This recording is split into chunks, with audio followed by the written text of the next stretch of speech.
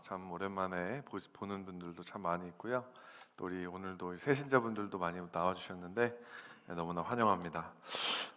벌써 우리 누가복음 시리즈 12번째 시간이 마지막 시간이 돌아왔습니다. 이 십자가 스캔들이라고 하는 크로스 스캔들이라는 제목으로 여러분과 함께 말씀을 나누려고 합니다. 십자가의 본질은 스캔들입니다. 이게 뭔 소린가 싶으시죠? 스캔들이란 뭐 다 아시는 것처럼 어떠한 사건 혹은 어떠한 충격적인 어떤 인물의 실체가 이렇게 만천하에 딱 드러날 때 스캔들이 터졌다 이렇게 이야기하죠. 여러분은 스캔들의 주인공이 되어 보신 적 있으세요? 스캔들을 나는 정하는 사람이지 난 스캔들의 주인공이 아닙니다 하시는 분들도 계실 텐데, 저는 여러분들도 뭐 많이들 그럴 것 같은데, 저는 누군가의 이 구설수에 오르내리는 거, 제가 뭐 이게 스캔들의 주인공이 되는 거를요 정말 두려워하는 이 포비아 비슷한 게 있는 것 같아요. 그래서 항상 이제 좀 조심하고 웬만해서는 좀 튀는 행동하지 않으려고 노력을 많이 하는데요. 그래서 이제 어떤 분들에게 보면 정말 이 사람은 왜 이렇게 다른 사람들의 이런 생각을 신경을 안 쓰고 자기 마음대로 살지? 그러면서 좀 이렇게 이해가 안 되면서도요 한편으로 되게 부럽기도 하고 좀 얄밉기도 하고 그런 것 같습니다. 제 삶에 내가 스캔들의 주인공이었을 때가 그래도 있지 않았을까 이렇게 생각을 많이 해봤어요. 이번 주 설교 준비하면서. 근데 딱 한 번이 있었던 것 같습니다. 제 대학생 때 일이었는데, 제가 이제 그때 만나기만 하면 서로 틱틱대기만 하던 이 형제랑 한 자매의 이야기인데요. 정말 이 두 사람 사이에 아무런 기류가 없었어요. 그래서 요즘 썸 탄다 그러잖아요. 그런 게 아무것도 없고 정말 아무런 사이 아니었고, 누군가가 쟤네들 둘 사이에 뭔가 있을 거야 이렇게 막 생각하고 막 찔러보고 하지 아무도 그렇게 하지 않을 정도로 아무런 사이도 아니었는데 갑자기 그 두 사람이 순식간에 친구에서 연인으로 이렇게 관계가 이제 발전한 일이 있었는데요. 주변 사람들한테 진짜 적지 않은 충격이었어요. 왜냐하면 정말로 모든 사람들은 아니어도 저 둘은 진짜 커플이 될 수 없다라고 하는 게 이제 그 많은 사람들이 가지고 있었던 생각이었기 때문에, 그 스캔들의 주인공이 바로 저랑 지금 제 아내인데, 그러니까 저희가 이제 사귄다고 이렇게 이야기를 하니까 사람들이 다 막 놀래 자빠지면서 니네가? 니네가 사귄다고? 막 이렇게 많이 이야기하고요. 막 정말 이렇게 대놓고 저한테 막 핀잔을 주면서 너네들이 그럴 줄 몰랐다면서 그렇게 이제 이야기하는 친구들이 있었습니다. 저희가 이제 그런 결정을 하면서 사귀자, 이제 우리 연인이 되자 이렇게 하면서 사실은 제가 이제 주변 사람들한테 욕먹을 각오를 했거든요. 왜냐하면 저희 둘이 뭐 아무런 사이가 아니었는데 갑자기 몇 주 만에 그렇게 관계가 발전이 되었기 때문에, 하여튼 그게 제가 있었던 이 조그만 스캔들이었는데요. 벌써 제가 세보니까 15년 전 이야기더라고요. 저희 교회에 처음 등록하신 우리 신입생분들이 3살 때 이야기를 제가 지금 하고 있습니다. 네, 이야기의 교훈은 뭘까요? 스캔들이 두려우면 연애를 할 수 없다. 그래서 저는 그 스캔들을 무릅쓰고 연애를 해서 결혼까지 했습니다, 여러분. 갑자기 이런 남사스러운 얘기를 제가 하는 이유가 있습니다. 바로 보는 하나님의 나라 시리즈 마지막 이야기를 하기 위해서인데요. 예수님께서 선포하셨고 그리고 또 우리를 위해서 열어주신 그 하나님의 나라는요, 그 십자가에서 실체가 확 드러나게 됩니다. 지금까지는 예수님이 여러 가지 비유와 이야기들, 그리고 예수님의 행동, 말거지 이런 것들로 하나님의 나라에 대해서 설명하셨다면, 이 십자가에서 비로소 하나님의 나라의 실체가 드러나게 되죠. 그리고 그 하나님 나라는요, 우리에게 너무나 충격적인 이 스캔들과 같은 것으로 다가온다라고 하는 것입니다. 그래서 제가 십자가의 본질은 스캔들이라고 이야기한 거예요. 세상 모든 것들의 실체를 십자가를 통해 하나님이 우리 눈앞에 드러내 보여주십니다. 겉으로 보기에는 괜찮았던 것들, 겉으로 보기에는 그럴듯해 보였던 것들마저도 십자가의 렌즈를 통해서 보면 이것이 얼마나 악하고 얼마나 이 세상에 죄가 많고 한 것인지를 이 십자가가 보여준다라고 하는 거죠. 스캔들을 우리가 딱 맞닥뜨리면 그것이 우리를 불편하게 만들고 놀라게 만드는 것처럼, 여러분, 우리가 십자가를 맞닥뜨리게 되면 이것이 우리의 마음에 평강을 주고, 십자가만 생각하면 눈물이 나고, 십자가만 생각하면, 우리는 대부분이 그러잖아요. 근데 그렇지 않고요, 우리가 십자가를 생각할 때, 여러분, 맞닥뜨리게 될 때 컨트로버시로 받아들일 수 있다라고 하는 거예요. 여러분은 이 십자가의 스캔들에 맞닥뜨려 보고 거기에 충격을 받아보신 적이 있으신가요? 오늘 말씀을 통해서 제가 여러분들에게 그 충격을 줄 수, 제가 주는 건 아니지만 여러분이 그걸 받을 수 있을지 한번 모르겠습니다. 오늘까지 세 가지, 십자가가 우리에게 폭로해주고 있는, 드러내 보여주고 있는 세 가지에 대해서 함께 나누기 원합니다. 첫 번째로, 십자가는 세상의 불의를 폭로합니다. 십자가는 제가 지난번에도 많이 말씀드렸는데, 십자가는 공개적인 사건이었어요. Public event. 로마 제국은 이 대역죄, treason이라는 죄를 저지른 정치범을 언제나 십자가에 공개적으로 매달아서 모든 사람들이 이 십자가에 매달린 사람들을 바라보면서 로마 제국에 대한 두려움, 로마 제국에 대한 충성을 이렇게 강요받기를 원했습니다. 제수는 이 십자가 사형이라는 판결이 내려진 그 장소에서부터 십자가에 실질적으로 매달려야 하는 처형장, 그 동네마다 다르겠죠. 근데 그 기간을, 그 길이를 자기의 십자가를 지고 가야 했습니다. 약 40kg이 정도가 되는 엄청난 이 전봇대 같은 이 나무, 들보를 스스로 메고 가야 하는데, 여러분, 이제 죽음을 눈앞에 둔 사람이에요. 제정신이니까요? 아니겠죠. 막 완전 실성한 사람처럼, 어떤 사람들은 울다가 막 웃다가 막 부모님의 이름을 불렀다가, 만나는 사람마다 나 좀 살려달라고, 나는 억울하다고 막 그렇게 이야기를 하다가 별의별 일을 하는 사람들이 있었을 것입니다. 근데 이 모든 과정, 그 긴장감 넘치고 보기 너무나 사실은 업세팅한 그 광경을 그 모든 사람들이, 동네에 있는 모든 사람들이 봤어야 된다는 거예요. 그게 다가 아니었습니다. 여러분, 십자가라고 하는 것은 이 사람을 가장 오랜 시간 동안 가장 수치스럽고 고통스럽게 죽이는 고문트림과 동시에 사형틀이었어요. 정말 고통스럽게 고문하다가 죽이는 게 십자가입니다. 십자가 죽음입니다. 우선은 십자가에 매달리는 사람은요, 몸에 실오라기 옷 하나 걸치지 않았어요. 우리가 보는 예수님, 항상 이 금발과 이 파란색 눈동자의 근육질의 예수님이 딱 몸짱으로 이렇게 십자가 못 박혀 있는 거 보면, 항상 이제 예수님이 적어도 이렇게 좀 이렇게 헝겊조가리 하나는 이렇게 프라이빗에는 딱 걸쳐두는 걸 보잖아요. 실질적인 상황은 그게 아니었다라는 거예요. 십자가에 여러 매달린 사람은 그냥 온천하에 자기의 아랫도리가 드러나는 것입니다. 손발이 묶여 있고 박혀 있으니까 가릴 수가 없어요. 몸을 뒤틀어 가지고 가릴 수가 없다라고 하는 것이죠. 얼마나 이게 수치스럽습니까? 그런데 제가 생각하기에 십자가에 달린 사람은 수치심을 느낄 정신적 여유가 없었을 가망성이 높아요. 왜냐하면 십자가에 매달렸다라는 것 자체가 육신적 고통의 연속입니다. 이거 정말 이루 말할 수 없는 고통이에요. 아까 사진 좀 보여주시겠어요?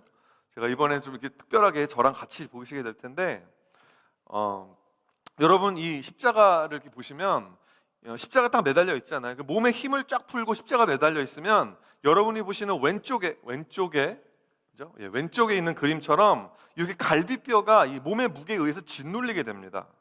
허파에 그러니까 공기가 들어올 수가 없어요. 숨을 못 쉬는 거예요. 숨을 쉬어야 되잖아요.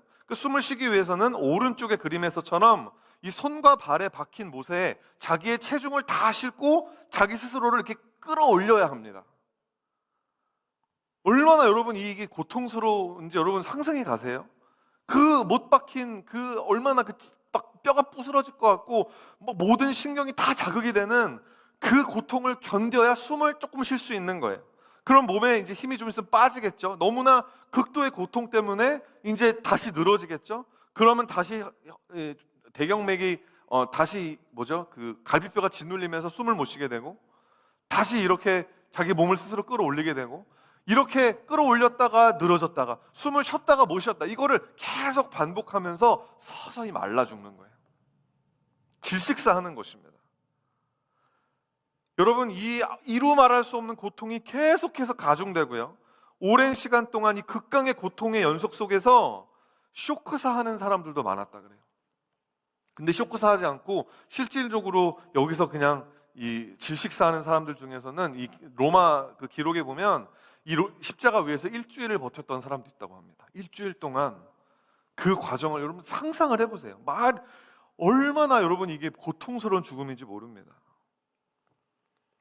여러분 십자가는 이 사형 제도인데요. 이거는 이 아시리아라고 하는 제국에서부터 그때 이제 사로잡은 적국의 포로를 긴 말뚝에 이렇게 박은 그 이야기로부터 시작했거든요. 사진 보여주시겠어요?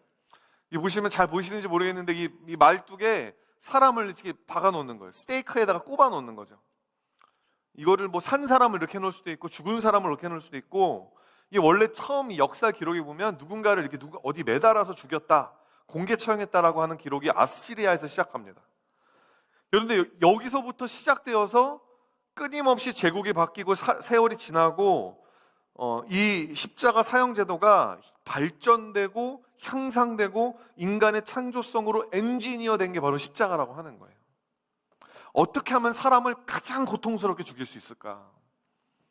어떻게 하면 사람을 가장 수치를 주면서 죽일 수 있을까? 여러분, 이런 거 고민하는 동물은 지구상에, 여러분, 사자가 그런 고민을 할까요? 호랑이들이 그런 고민을 할까요? 이런 고민을 하는 존재는 사람밖에 없어요. 사람밖에. 여러분, 오늘날의 십자가는 무엇입니까? 다른 사람들을 폭력으로 두려움을 심어줘가지고 다른 사람을 통제하고 다스리려는 모든 사람들이 하는 시도, 대량살상의 무기, 핵무기 같은 것으로부터 우리가 친구들끼리 그냥 좀 기센 애들이 그냥 막 이렇게 옆에 있는 사람한테 너는 왜 이렇게 오늘 못 입은 게 왜 그러니? 너는 왜 이렇게 말을 못하니? 이렇게 막 심리적으로 교묘하게 해가지고 그 사람으로 막 말미암아 자신감 없어지게 만들고, 게스라이팅이라고 그러잖아요. 게스라이팅하는 이 모든 것들이 뭐예요? 오늘날의 십자가입니다. 내가 어떻게 하면 내 주위 사람들을 두려움을 통해서, 폭력을 통해서, 조종하는 걸 통해서 내가 컨트롤할 수 있을까? 그런 것들을 여러분 궁리하고, 그런 것들을 마케팅에 전술적으로 접목시키고, 그것을 통해서 돈을 벌려고 하고 사회적 지위로 올라가려고 하는 존재는요, 이 지구상에 우리밖에 없어요. 십자가가 그러니까 뭘 폭로하고 있는 거예요? 이 세상의 불의함을 폭로하고 있는 거예요. 죄를 짓고 하나님을 떠난 이 세상의 극악무도함. 근데 여러분, 이게 최근에 있는 일이 아닙니다. 창세기 4장에부터, 창세기 4장이면 pretty early on from human history, right? 창세기 4장 23절을 보세요. 라멕이 아내들에게 이르되 아다와 실라여 내 목소리를 들으라. 라멕의 아내들이여 내 말을 들으라. 나의 상처로 말미암아 내가 사람을 죽였고 나의 상함으로 말미암아 소년을 죽였도다. 창세기 4장에서부터 인간은 남자가 이미 여자 둘을 거느리고 사는 거예요. 뭐예요? 갑인 거예요, 남자가. 그런 이 사회적 지위가 사람 위에 사람이 있고 사람 밑에 사람이 있는 이런 시스템이 창세기 4장부터 만들어졌고, 여러분, 이 라멕이라는 사람이 이런 권력을 어떻게 얻었습니까? 저 사람이 나 때리면 나는 가서 죽여버리는 거예요. 폭력으로. 내가 고안해낸 십자가를 통해 저 사람을 제압시켜버리는 것입니다. 인류의 이런 잔악성, 여러분, 여기에 이 고삐를 놓는다, 레인을 놓기 위해서 여러분 사람들이 만든 제도가 뭐죠? 정치라는 거예요. 정치. 바르게 다스리다라는 뜻이죠. 위키백과에 보니까 이 정치를 이렇게 정의하더라고요. 정치는 자신과 다른 사람의 부조화로운 것, 부정적인 것을 바로잡아 극복하는 일이다. 이런 의미에는 다른 사람을 지배한다는 의미가 들어있지 않으며 다른 사람을 돕는다는 의미가 주를 이루고 있다. 제가 정치에 대한 위키백과의 이 데피니션 읽으면서 막 웃음이 나오더라고요. 데피니션은 참 듣기 좋다. 근데 여러분, 진짜 정치가 이렇습니까? 이 세상의 정치가? 정치가 잘 되면 이 세상의 이 불의의 문제가 해결될 수 있습니까? 여러분, 예수님을 십자가에 못 박은 게 정치였어요. 기독교인의 가장 기본적인 신앙 고백, 사도신경이죠. 사도신경을 보면 예수님의 생애, 예수님의 삶에 얼마나 많은 일이 있었습니까? 근데 딱 하나로 묘사합니다. 예수님의 생애를 본디오 빌라도에게 고난을 받으사. 딱 한마디예요. 되게 좀 이상해야 돼요. 왜냐면 예수님이 평생에 본디오 빌라도 딱 한 번 만나셨거든요. 예수님의 시대에 유대 총독으로 파견받았던 본디오 빌라도가 얼마나 예수님을 괴롭혔으면 얼마나 괴롭혔겠습니까? 근데 왜 본디오 빌라도에게 고난을 받았다 그러나? 여러분, 빌라도는요, 오늘 이야기를 보면 이 예수라는 사람을 처음 보는 사람이었어요. 누군지도 몰랐어요. 그리고 예수님의 이 무죄함, 그의 결백을 그는 알고 있었어요. 사람들이, 유대인들이, 종교 지도자들이 이 사람들이 사람을 선동해가지고 로마 제국을 뒤집어 엎으려고 합니다. 자기가 유대인의 왕이라고 합니다.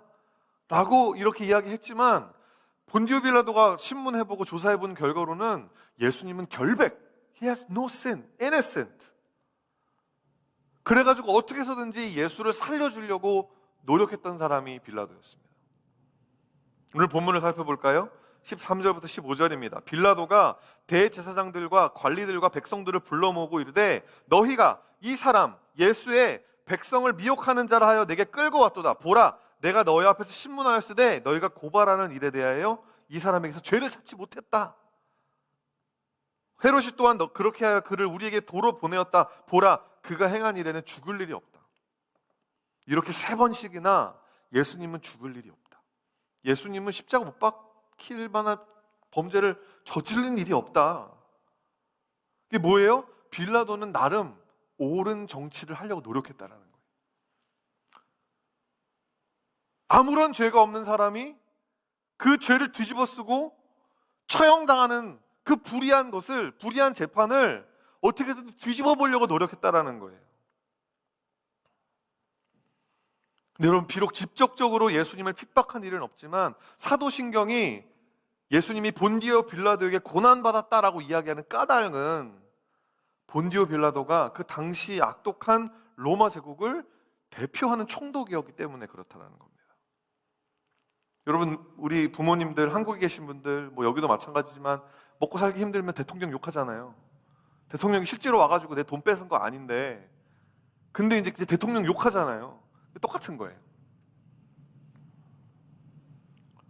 여러분, 예수님을 살리기 위해서 본디오 빌라도는 3번이나 시도했지만 끝내는 종교 지도자들의 이 정치적인 압박을 견디지 못하고 어떻게 하죠? 누가복음 23장 25절 말씀에 예수를 넘겨주어 그들의 뜻대로 하게 했다. 예수를 포기합니다. He gave up on politics. 올바르게 다스리는 것을 이 엄청난 힘이 필요하고 엄청난 내적인 이 공력이 필요한 건데 빌라도는 그렇게 할 능력이 없었어요. 내가 예수를 못 박지 않으면 이 사람들이 반란을 일으켜서 내가 총독인데 유대인들이 반란 일으켜 골치 아프기 싫어. 차라리 그냥 한 사람 죽이고 말자. 여러분, 끝까지 정의롭게 예수님의 이 십자가 처형을 막을 수 있는 권한이 본디오 빌라도에게 없었을까요? 있었어요. 끝까지 할 수 있었어요. 싸워볼 수 있었어요. 하지만 빌라도는 자신의 정치적인 입지가 궁지에 몰리니까 불의를 선택해버립니다. 그게 이 세상의 정치예요. 아무리 여러분 정책이 좋고 흠잡을 데 없는 그런 사람처럼 보여도요, 아무리 정말 순결한 그런 정치인인 것 같아도 자기 기득권이 위험에 처하면 언제든지 종잇장 뒤집듯이 자기의 입장 바꿔버릴 수 있는 게 정치 세계의 현실. 여러분, 알만하신 분들은 다 아실 거예요. 여러분, 본디오 빌라도는 그게 현실이었다. 그게 거기까지가 그의 한계였다라는 것입니다. 누가복음 23장 12절 말씀 보니까 헤롯과 빌라도가 전에는 원수였으나 당일에는 서로 친구가 되니라. 어제까지 서로 죽일 것처럼 물고 뜯던 원수가 야, 예수 이거 십자가 못 박지 않으면 우리 자리가 흔들리겠다. 그러니까 예수를 그냥 넘겨버리죠. 핫포테이로처럼 다른 사람 책임으로 계속 넘기는 거예요. 여러분, 이 정치판의 무정함과 비열함, 사람들의 이 불의, 이런 것들 뭐예요? 예수 그리스도의 십자가 사건이 지금 우리에게 보여주고 있는 것입니다. 여러분, 정치가 바뀌면 나라가 바뀌고, 그렇게 정치가 바뀌면 이 세상이 더 좋아질까요? 세상 정치를 바꿔서 하나님 나라가 도래하는 것일까요? 그렇지 않다라는 것입니다. 악한 정권이 교회를 무너뜨린다고 여러분 두려워할 필요가 없어요. 악한 정권이 아무리 들어서도 예수 그리스도의 교회는 절대 무너지지 않습니다. 아무리 교회에 정말 불리한 제도를 만들고 사람들이 모여서 예배드리지 못하게 하여도 여러분, 그럼에도 불구하고 교회는 지난 2000년 동안 아무런 문제 없었어요. 여러분, 교회가 왜 무너지죠? 저와 여러분이 하나님 앞에 나가지 않아서요. 저와 여러분이 회개하지 않아서 교회가 무너지는 것입니다. 저와 여러분이 십자가의 본질적인 뜻을 알지 못하고 그냥 세상의 불의함에 우리가 가담하기 때문에 교회가 무너지는 것이지, 이 세상의 정치가 악해서 교회가 지켜지지 못하는 게 아니라고 하는 거예요. 여러분, 이 세상이 정말 바뀌는 걸 보기 원하십니까? 이 교회가 정말 회복되는 것을 보기 원하십니까? 그렇다면 역대하 7장 14절 말씀을 여러분 기억하셔야 돼요. 내 이름으로 일컫는 내 백성이, 여러분은 어떤 백성입니까? 누구의 백성입니까? 누구의 이름으로 일컬음을 받고 있습니까? 내 이름으로 일컫는 내 백성이 그들의 악한 길에서 떠나 스스로 낮추고 기도하며 내 얼굴을 찾으면 내가 하늘에서 듣고 그들의 죄를 사하고 그들의 땅을 고칠지라. 믿으십니까? 여러분, 제가 요즘 정말 신방을 해보면 팬데믹을 지나면서 많은 분들이 영적인 갈급함을 가지게 됐다는 걸 알 수 있게 됐어요. 모든 사람들이 정말 만나는 분들마다 교회에 못 갔던 그 시절에 정말 내가 온라인 예배가 있긴 했지만 내 삶 가운데 내 개인적으로 무너진 그 예배 자리에 내가 회복하기 원한다라는 그런 고백들을 제가 너무나 많이 듣게 돼요. 여러분들은 어떠십니까? 좀 더 깊게 들어가서 두 번째로, 십자가는 인간의 죄악성을 폭로합니다. 그렇죠? 첫 번째 포인트에서 좀 깊게 들어가는 거죠. 세상이 악한 이유는요, 사람들이 악하기 때문이에요. 아까 십자가에 대한 설명에도 이야기했지만 타락한 인간은 끝을 알 수 없는 악의 가능성을 가지고 있습니다. 강자가 약자를 다스리고 착취하고 갑질하는 이 제도, 사회적인 제도 속에서 여러분, 이 당하는 을의 입장에서는 얼마나 억울해요. 얼마나 서럽습니까? 그게 여러분 참다가 뭘로 터져요? 범죄로 터지게 되고 사회적 여러 가지 많은 문제들로 폭발하게 되는 거예요. 악이 계속해서 악을 양산하는 이 악순환이 계속되는 것입니다. 근데 여러분들, 우리한테 뭐가 있냐면 사람 위에 사람 있고 사람 밑에 사람 있다라고 하는 이 수천 년 동안 이어져 온 봉건주의 제도라고 하는 이것을 개혁하면서 만든 이 민주주의라고 하는 게 있죠. 절대 소수에게 집중되어 있었던 권력을 분산해서 모든 사람에게 발언권과 free of speech와 투표권 이런 것들로 형태로 나누어주고 국가의 권력을 행정과 입법과 사법 이렇게 3법으로 분립해서 서로가 서로를 견제하면서 지켜주는 그런 제도. 여러분들 대부분이 태어난 대한민국이 그런 민주주의 공화국으로 지금 이렇게 가고 있죠. 인간이 고안해낸 사회 제도 중에서는 그나마 가장 안전하고요, 가장 나은 것이 여러분 이 민주주의라는 장치입니다. 근데 이 민주주의에 대해서 제가 오늘 좀 어려운 얘기를 많이 하죠. 네. 이 민주주의에 대해서 민주주의가 여러분 사실은 그 오늘날의 의회 민주주의의 고향이 어디냐면 영국이잖아요. 근데 그 영국이 낳은 제가 너무 좋아하는 이 극작가이자 변증가인 이 C.S. 루이스가요, 이 1900 몇 년이에요. 43년에 옛날인데 1943년에 썼던 그 이퀄리티라는 에세이에서 이 민주주의에 대해서 이렇게 이야기합니다. 민주주의는 죄로 말미암아 타락한 인류에게는 정말 필요한 약이다. It's a medicine. 그런데 이 약을 밥으로 오해하고 메디슨을 푸드로 착각하고 하면 큰 오해, 큰 실수다라는 이야기를 합니다. 제가 그래서 이제 좀 엑설프트를 갖고 왔는데 조금 어려울 수 있는데 제가 좀 읽어드리고 설명해 드릴게요. 보세요. When equality is treated not as a medicine or safe gadget, but as an ideal, we begin to breed that stunted and envious sort of mind which hates all superiority. That mind is the special disease of democracy, as cruelty and servility are the special diseases of privileged societies. It will kill us all if it grows unchecked. The man who cannot conceive a joyful and loyal obedience on the one hand, nor an unembarrassed and noble acceptance of that obedience on the other, the man who has never even wanted to kneel or to bow is a prosaic barbarian. 졸리신 분들은 이 부분에서 잤으면 된 거예요. 예. 자, 다시 저를 보여주세요. 제가 좀 짤막하게 설명해 드리겠습니다. 여러분, 우리는 공평함이라는 걸 되게 중요하게 생각해요. 민주주의이기 때문에. 평등한 거. 이런 것들이 너무 우리한테 중요합니다.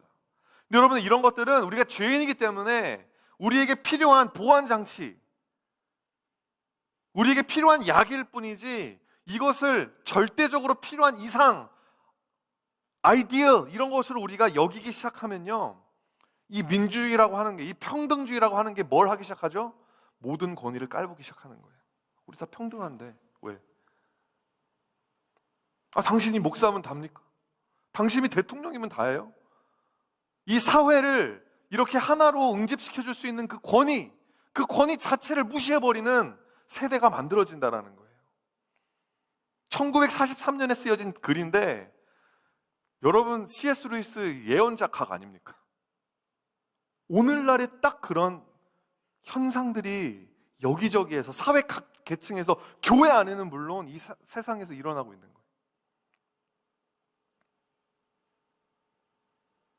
민주주의에서만 기생할 수 있는 병이에요, 병. 누군가에게 자기의 삶을 위탁하고 충성을 바치고, 난 당신의 것입니다, 난 당신에게 충성 바치겠습니다. 민주주의적인 발상에서는 그런 게 여러분 말이 안 되는 거예요. 아무리 하나님이라도 내 삶의 주권을 드리는 거, that doesn't make any sense. Because I am the Lord of my life. I am the King of my life. This is my kingdom. 이 나의 프라이버시를 침범하지 마세요. 하나님이라고 할지라도, 예수 그리스도라고 할지라도, 영적 권위자라고 할지라도, 여러분, 그게 바로 우리 시대입니다. C.S. 루이스가 뭐라 그러는 거예요? 그렇게 누군가에게 충성을 바칠 수 없는 사람, 그거에 대해서 자랑스러워한, 내 주님은 예수 그리스도야, 나는 그분의 종이야 라고 자랑스러워할 수 없는 사람은 prosaic barbarian, 비루한 야만인이라는 것입니다. 여러분, 이 비루한 야만인들이 바로 오늘 본문에서 예수 그리스도를 십자가에 못 박으라고 본디오 빌라도에게 몰아붙였던 그 무리들 아닙니까? 본문 23절 말씀이에요. 그들이 큰 소리로 재촉하여 십자가에 못 박기를 구하니 그들의 소리가 이긴지라. 총독을 이겼어요, 민주주의가. 여러분, 민주주의에서는 대중의 목소리를 장악한 사람이 승리합니다. 그죠?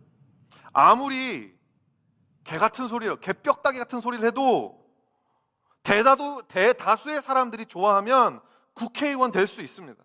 대통령도 해먹을 수 있습니다. 이상한 법도 다 통과시킬 수 있습니다. 하늘과 땅을 지으신 하나님을, 그 하나님의 아들을 십자가에 못 박아 죽여버릴 수 있는 게 여러분 민주주의인 거예요. 대다수, 다수결, 이게 얼마나 무서운 건지 여러분 아시겠냐고요. 여러분, 교회에서 너무나 쉽게 다수결로 합시다라고 하지 마세요. 정말 중요한 교회 안에 어떤 정책을 만들어내고 어떠한 방향성을 가려고 하는데 다수결로 합시다. 망하는 지름길입니다. 여러분, 하나님이 언제, 성경을 읽어보세요. 하나님이 언제 이스라엘 백성들한테, 야, 내가 너희들 출애굽할 건데 이거 원하는 사람 손 들어봐. 없네? 어쩔 수 없다, 야. 뭐 오징어 게임입니까? 그래가지고 한 사람 더 있으면 막, 많이 안 보셨죠? 예. 저처럼 이렇게. 예. 너무 재밌더라고요. 여러분, 그게 정말 여러분이 원하는 자유민주주의냐라고요. 다수가 결정하면 안 되는 게 없는 사회. 여러분 성경을 한번 읽어보세요. 하나님은 언제나 소수를 택하십니다. He always elects one person or few people. 그리고 그 소수를 통해 하나님의 뜻을 이루어 가세요.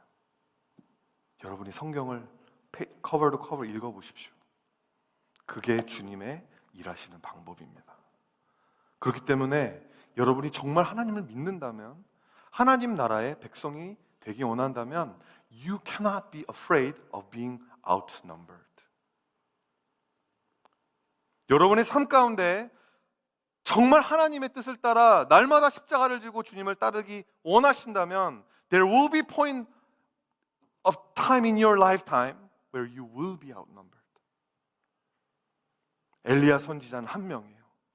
하지만 그 엘리야 선지자를 맞선 바알과 아사로 선지자는 수를 합쳐서 450명입니다. 450 to 1. Completely outnumbered. 여러분, 하나님은 그 한 사람을 통해서 그 제단, 물로 가득 찬 제단에 불을 내려가지고 그 모든 그냥 물로 흥건하게 젖어있는 제단까지도 태워버리시는 그 능력, 그 영광을 보여주시는 하나님, 그 소수의 하나님의 뜻에 붙들려 있는 그 소수의 사람들을 통해서 자신의 뜻을 이루시는 하나님이신 줄 믿으시길 바랍니다. 여러분, 우리는 팬데믹을 지나고 있어요. 이 팬데믹을 지난 시대는요, We need creative minority. 모든 사람들이 그냥 할 법한 생각, 그냥 그런 생각만 하면서 그냥 휩쓸려가는 그런 사람들이 아니라 팬데믹을 지나는 회사, 팬데믹을 지나는 가정, 팬데믹을 지나는 교회 안에는요, We need creative minority. 하나님이 주신 그 창조성을 가지고 지금 이 한 번도 경험해 본 적이 없는 전무후무한 이 시대를 이끌고 갈 수 있는, 헤쳐나갈 수 있는, 새로운 길을 만들 수 있는 뉴 노멀이 무엇인지를 사람들한테 제시하고 비전을 이야기할 수 있는, 함께 주님과 꿈꿀 수 있는 마이너리티가 필요한 거예요. 저는 여러분들이 그런 사람들이 되었으면 좋겠습니다. 여러분들이 하는 공부, 여러분들이 하는 직장의 그 모든 일들, 이제는 여러분 모든 게 다 바뀔 거예요. 모든 것이 여러분 다 새로워질 것입니다. 대학교 들어가려고, 내가 이거 하려고 대학교 들어갔는데 대학교 졸업하면 그 직장이 없어질 수도 있어요. 누구 탓할 것입니까? 아무도 탓할 수 없어요. 여러분 성령님에게 붙들려서 크리에이티브 마이너리티가 되십시오. 리더가 되십시오. 여러분, 예수를 십자가에 못 박으라고 차라리 범죄자 바라바리를 놓아주고 예수를 처형하라고 소리쳤던 사람들이요, 불과 며칠 전에, 다 아시죠? 뭐라 그런 사람이죠? 마태복음 21장 8절과 9절입니다. 무리의 대다수는 그들의 겉옷을 길에 펴고 다른 이들은 나뭇가지를 베어 길에 펴고 앞에 서가고 뒤에서 따르는 무리가 소리 높여 이르되 호산나 다윗의 자손이여 찬송하리로다 주의 이름으로 오시는 이여 가장 높은 곳에서 호산나 하더라. 방금 여러분들이 손 들고 찬양했어요. 내가 주님을 더 알기 원합니다. 주님, 나에게 주님을 이끌어 주시옵소서. 그렇게 찬양하다가 한 4일, 5일 정도밖에 안 지났어요. 근데 똑같이 내가 찬양했던 그 예수라는 사람을 십자가에 못 박으라고 손바닥 뒤집듯이 바뀌어버리는 것입니다. 십자가가 여러분 뭘 드러내는지 아세요? 내가 정말 예배자인지 아닌지, 내가 정말 예수님 믿는 척했던 사람인지 아니면 진짜 예수 믿는 사람인지, 여러분 십자가 앞에, 십자가의 그 스캔들 앞에 딱 부딪혀보면 알아요.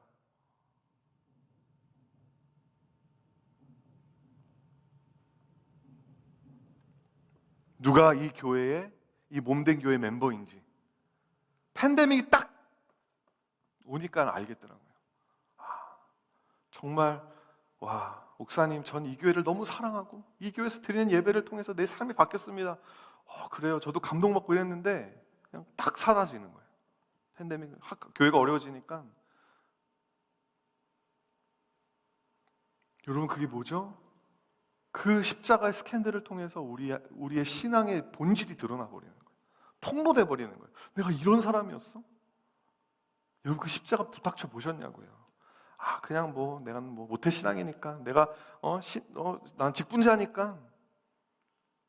안일하게 십자가는 우리를 이렇게 안일하게 내버려 두지 않습니다. 여러분 베드로도 보세요. 십자가에 딱 부딪히니까 내가 주님과 함께 하겠습니다. 모든 사람들이 다 주님을 떠나고 나는 주님을 떠나지 않겠습니다. 이게 허언증이었다는 게 드러나잖아요. 베드로는 허언증 환자였어요. 성령이 임하기 전까지는. 말도 안 되는 말 그냥 짓거린 거예요. 그냥 나오는 대로. 여러분 십자가 앞에서는요, 저나 여러분이나 의로울 수 있는 사람이 없어요. 십계명이 10가지가 있어서 십계명이잖아요.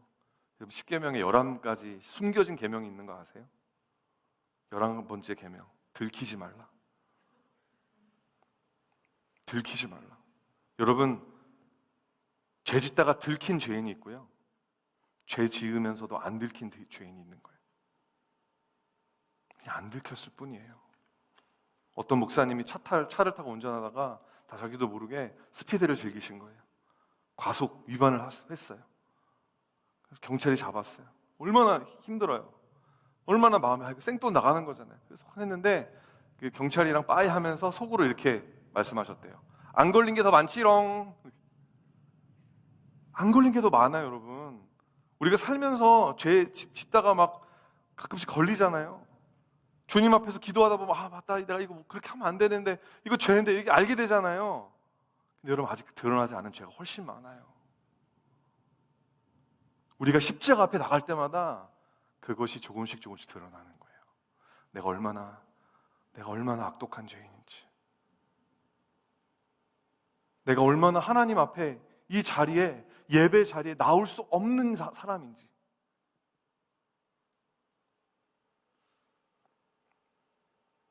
로마서 3장 10절부터 12절 말씀입니다. 기록된 바 의인은 없나니 하나도 없으며 깨닫는 자도 없고 하나님을 찾는 자도 없고 다 치우쳐 함께 무익하게 되고 선을 행하는 자는 없나니 하나도 없도다. 여러분 십자가 앞에 서면 저나 여러분이랑 똑같습니다. 제가 뭐 목사니까 여러분보다 더 나아서 여기 서 있는 게 아니라 주님의 은혜로 서 있는 거예요. 여기 서 있을 자격이 없어요. 여러분들한테 막 이렇게 예수님 믿으라고 막 이야기할 수 있는 만큼의 믿음이 제 안에 없더라고요. 저도 조금만 흔들리면, 조금만 십자가에 부딪히고 조금만 고난이 찾아오니까 막 흔들려 버리는 거예요. 마지막 세 번째입니다. 십자가가 폭로하는 것은 하나님의 사랑이에요. 이 세상의 불의함과 죄로 타락한 인간의 이 하극상을 폭로해버리는 십자가는 그럼에도 불구하고 이 세상을 이처럼 사랑하시는, 저와 여러분을 너무너무 사랑하시는 하나님의 사랑을 폭로합니다. 여러분 다음 거 보여주세요. 같이 한번 읽어봤으면 좋겠습니다. 시작. 우리를 향한 하나님의 사랑은 폭로되어야 하는 진리입니다. 당연한 거 아닌가요? 하나님 나 사랑하는 거? 이게 뭐 폭로까지 해요, 이거를. 여러분 그렇게 생각하신다면 여러분은 아직 십자가와 부딪혀 본 적이 없는 거예요. 여러분 이 세상을 향한 하나님의 사랑은 충격 그 자체입니다. 어떻게 이 세상을 사랑하실 수 있을까? 우리를 향한 하나님의 사랑은요, 여러분 절대 당연하지 않습니다. 하나님이 사랑이시니까 무조건 이 세상을 사랑해 주셔야 하고, 우리 같은 죄인을 사랑하셔야만 하는. God, you owe me love, remember? You owe me. You owe it to me to love me. 그게 아니라는 거예요. 그분이 사랑이시기 때문에 반복적으로 그 사랑을 비웃고 멸시하고 무시하고 은혜를 원수로 갚아버리는 우리를 사랑하셔야 되는 게 아니에요. 예수님이 우리를 미워하신다면 그 당연한 거 아닌가요? 여러분 같은 분 안 그러겠어요? 계속 은혜를 베풀어 주는데 계속 잊어버리고, 계속 리마인드 시켜줘도 또 잊어버리고, 배신하고 밥 먹듯이. 그런 친구가 여러분에게 있다고 생각해 보십시오. 안 밉겠어요? 심판할 수 있는 권한이 있다면 안 하겠어요? 하나님이 저와 여러분 같은 죄인을 사랑하심으로 용서하시고 이 예배의 자리에 나올 수 있도록 용납하셨다라고 하는 사실은 이 세상의 그 어떤 스캔들보다 더욱더 스캔들러스한 일입니다. 우리 죄를 용서하시기 위해서 자신의 하나밖에 없는 이 아들을 십자가에 매달려 개죽음을 당하게 하신 아버지가 있다라는 그게 여러분 납득이 가세요? 정말로 어떤 부모가 자기 자식을 그렇게 했다고 생각해 보십시오. 근데 하나님은 정말로 그러셨다니까, 정말로 역사적으로 그러셨다. 역사적으로 그 이해할 수 있으세요? 납득할 수도 있으세요? 논리적으로 설명해 보세요, 제발. 여러분, 논리적으로 설명이 되면 그냥 이해하면 돼요. 근데 안 돼요. 논리적으로 설명이 안 돼요. 그래서 믿어야 돼요. 믿을 수밖에 없어요. 근데 그런 분들 많으시고, 하나님이 나를 왜 사랑하셔야 되는지 나는 이해를 못하겠습니다. 난 하나님의 사랑을 신뢰할 수 없습니다. 근데 사실 여러분, 그게 정상이에요. 염치가 있으면 그렇게 생각해야죠. 내가 하나님한테 한 짓이 뭔데? 내가 얼마나 하나님한테 불충성했는데 그래도 하나님이 사랑하시는 걸 못 믿는 게 당연하죠. 그래서 여러분, 하나님이 나를 사랑하신다라고 하는 그 진리를, 그 폭로되는 진리를 믿으려면 성령의 도움이 필요합니다. 여러분 스스로의 뭔가 이렇게 생각과 이걸 그렇게 해서 믿을 수 있는 게 아니라는 거예요. 로마서 5장 5절 말씀. 소망이 우리를 부끄럽게 하지 아니함은 우리에게 주신 성령으로 말미암아, 우리에게 주신 성령으로 말미암아 하나님의 사랑이 우리의 마음에 부은 바 됨이니. 성령이 아니고서는 하나님이 나를 사랑하신다라는 그 진리가 여러분 마음 안에 폭로되지 않아요. 그냥 픽 웃고 그냥 넘어가는. 이 믿을 수 없을 만큼 충격적인 하나님의 사랑을 우리에게 보여주는, 우리에게 시사해주는 구약 성경의 한 이야기가 있습니다. 어느 날 하나님께서 이스라엘의 선지자 호세아에게 찾아가셔서 이렇게 말씀하세요. 호세아서 3장 1절 말씀. 여호와께서 내게 이르시되 이스라엘 자손이 다른 신을 섬기고 건포도 과자를 즐길지라도 여호와가 그들을 사랑하나니 너는 가서 타인의 사랑을 받아 음녀가 된 그 여자를 사랑하라. 선지자는 오늘날의 목사죠. 선교사죠.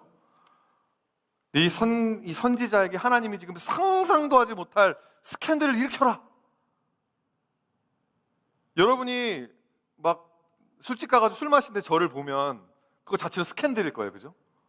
제가 거기서 막 맥주 한 잔 이렇게 마시는 걸 제가 막 들키면, 오이 목사님이 어휴 맥주를 마시고 있어. 어이구 스캔들일 거예요, 그죠? 막 텍스트하고 막 사진 찍어가지고 여러분 SNS에 올리고 막 이럴 거잖아요, 그죠? 그럼 저는 이제 막 사임해야 되고 이제 막 지구를 떠나야겠죠. 근데 여러분, 호세아는 술집에 들어가서 뭘 마셨다가 아니라 술집에서 일하시는 종업원 여성분과 사랑에 빠졌다는 거예요. 이런 스캔들이 어디 있어요, 여러분? 그거는 지구간의 은하계를 떠나야 돼요. 말도 안 되는 거 아니에요? 말도 안 되는 거. 그때 호세아가 뭐 가족 환경이 어땠지만 저는 와이프도 있고 애가 셋이나 있는데 술집에 들어가가지고 술집에서 일하시는 분이랑 사랑에 빠졌다? 하나님이 뭘 보여주고 싶으신 것입니까? 우상숭배에 빠진, 영적 간음에 빠진 이스라엘을 사랑하시는 하나님의 사랑이 그것과 같다는 거예요. 그 정도로 스캔들이라는 거예요. 이 하나님의 사랑은 여러분, 우리가 멋진 사람을 봤을 때, 나에게 뭔가 호의를 베풀어주는 오빠를 봤을 때 설레이는 마음, 이게 아니에요.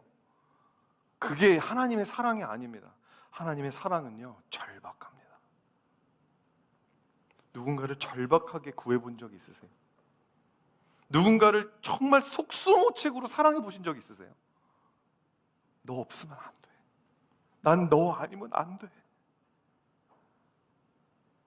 다른 사람 한 트럭이 나에게 와도 난 네가 없으면 안 돼. 여러분, 그런 사랑을 해보셨냐고요? 호세아서 11장 8절 말씀입니다. 에브라임이여 내가 어찌 너를 놓겠느냐, 이스라엘이여 내가 어찌 너를 버리겠느냐, 내가 어찌 너를 아담아같이 놓겠느냐, 내가 너를 스보임같이 두겠느냐, 내 마음이 내 속에서 돌이키어 나의 긍휼이 온전히 불붙는 듯하도다. 여러분, 하나님, 우리를 향한 하나님의 사랑이 이 정도라는 거예요. 너 아니면 안 돼. 논리적으로 이게 여러분 이해가 가시냐고요? 절대자이신 하나님이 뭐가 아쉬워서 이러시냐고요? 이것이 십자가에서 폭로되는 하나님의 사랑이에요. 너 없으면 안 돼. 오늘 본문에 예수님이 십자가 죽음을 당하는 대신 십자가 죽음을 면하게 된 한 사람이 있죠. 누가복음 23장 19절 말씀입니다. 이 바라바는 성중에서 일어난 밀란과 살인으로 말미암아 옥에 갇힌 자로라. 밀란과 살인, 영어로 보니까 insurrection and murder. insurrection이 뭐예요? 반란을 일으켰다라는 거예요. 로마 제국의 주권에 굴복하지 않고 반란을 일으켰던 바라바, 그 민족적인 신념을 가지기, 그걸 위해서 사람 죽이는 일도 서슴지 않았던 바라바. 하나님 나라 입장에서 봅시다. 우리가 바라바예요. We are the insurrectionist. 하나님의 나라의 주권을 인정하지 않잖아요. 우리가 살인자예요. 예수님이 형제를 미워하기만 하면 살인이라고 그랬어요. 내 뜻을, 내 어떤 입장을 주장하기 위해서, 내가 내 자신, 내 자아가 입증받기 위해서 나를 무시하고 나를 깔보는 사람들을 미워하고 해코지하고 살인하는 그런 우리를 대신에 예수님이 십자가 못 박히신 것입니다. 여러분, 아직도 하나님의 사랑이 당연하게 여겨지십니까? 아직도 그 은혜가 그냥 숨 쉬는 것처럼 다 자연스러우십니까?